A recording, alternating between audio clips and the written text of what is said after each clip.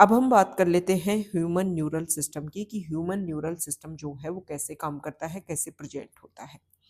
इसको मैं आपको एक टेबल के थ्रू समझा देती हूँ। ह्यूमन में जो न्यूरल सिस्टम है उसके दो पार्ट होते हैं। देखो, सेंटर में हमारा ब्रेन है और ब्रेन से ही अटैच होती हुई स्पाइनल कॉर्ड है। ये हमारा सेंट्रल न्यूरल सिस्टम बनाते हैं।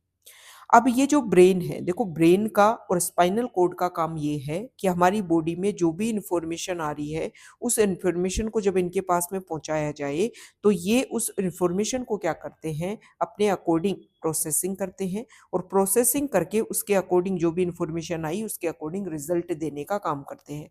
मतलब हमारी बॉडी का मेन प्रोसेसिंग यूनिट जो है वो क्या है, ब्रेन स्पाइनल कॉर्ड है। और ये मिलकर के क्या बना दिए, सेंट्रल न्यूरल सिस्टम बना दिए।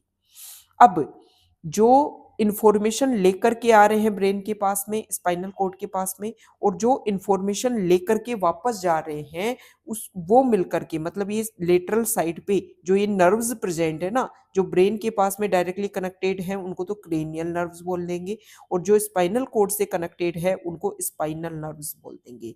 ये जो नर्व्स है वो हमारा पेरिफेरल न्यूरल सिस्टम बना रहे हैं। अब ब्रेन और स्पाइनल कॉर्ड के पास में जो इंफॉर्मेशन लेकर के आते हैं उन नर्व्स को हम बोल देते हैं सेंसरी नर्व्स या फिर अफरेंट फाइबर।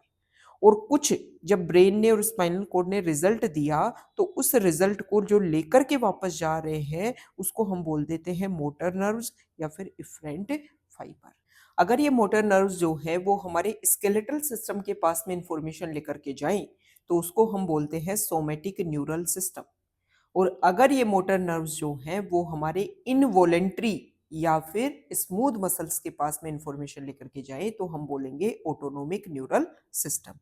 अब ऑटोनोमिक न्यूरल सिस्टम मतलब हमारे इनवॉलेंट्री ऑर्गन्स और स्मूथ मसल्स जब इमरजेंसी में काम करते हैं तो सिंपैथेटिक न्यूरल सिस्टम जो है वो इसमें रिस्पॉन्स करता है।